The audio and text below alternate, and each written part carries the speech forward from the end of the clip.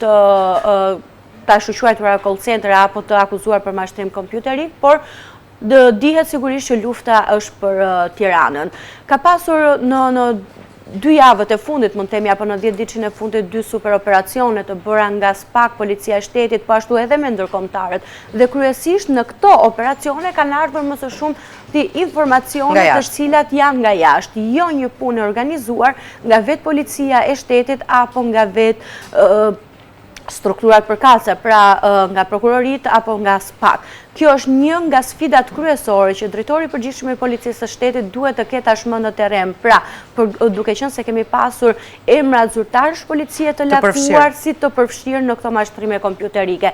Dhe kjo do të duhet jetë një spastrim jo vetëm nga ana e Zotit Hita, por edhe një sprov, mund të themi, për drejtorin e ri të Agjencisë Mbikëqyrjes Policore, zotin Klevis Qose, për të vëzhguar pra punën e gjithë këtyre drejtuesve, se sa prova konkrete duhet gjenë dhe se çfarë përgjegjësisht ligjore duhet të shkojnë deri tek radhët e uniformave blu. Goditja apo operacione ka patur edhe për lojrat e fatit, ose ato ambiente të cilat janë përshtatur si të tilla apo jo. Edhe ky është një aksion që vazhdon?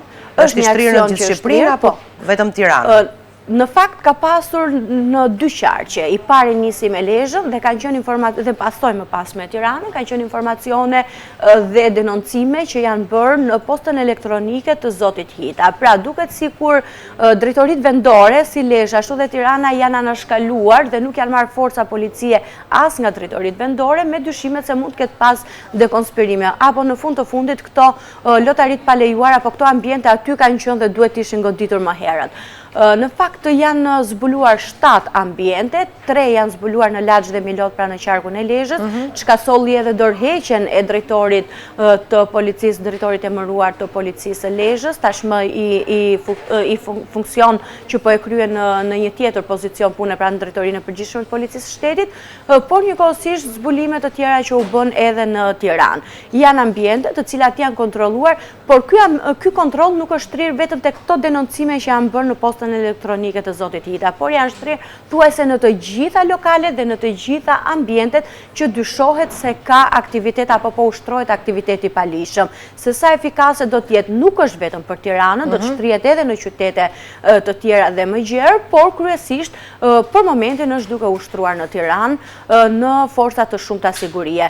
Kryesisht gjatë orëve të vona të natës. Janë goditur, sa janë goditur vetëm në Tiranë? Vetëm në Tiranë goditur janë 4 pika, 4 ambiente të cilat kanë qenë të përshtatura. Pra këto janë bar, restorant dhe janë përshtatur si të tilla? Po, janë bare, një pjesë e tyre kanë qenë tip bilardo dhe bar restorant, por që brenda ambienteve sigurisht të fshehura ka pasur makineri, por edhe tavolina pokeri dhe sende tjera, pra madje në një nga rastet në zonën e Lezhës është zbuluar se përveç lotarive të palejuara që ishin në njërin prej 3 ambienteve që u zbuluan në zonën e Laçit dhe të Milotit, njëra prej tyre funksiononte dhe si bazë për shitjen e kokainës, ku janë gjetur dhe vetë po ashtu doza. Sa personat arrestuar kemi deri tani?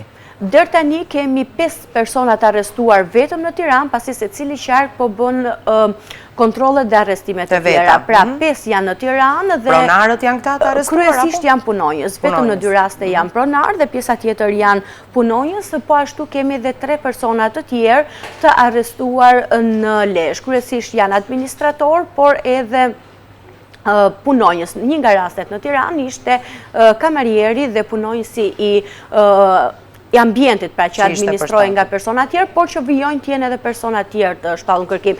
Një pjesë e këtyre kontrolleve kanë qenë procedime të mëhershme, por që duket se me vullnetin apo pa vullnetin e drejtuesve të policisë nuk ishin finalizuar deri në fund. Faleminderit Gjensila që ishe me mua në studio. Faleminderit.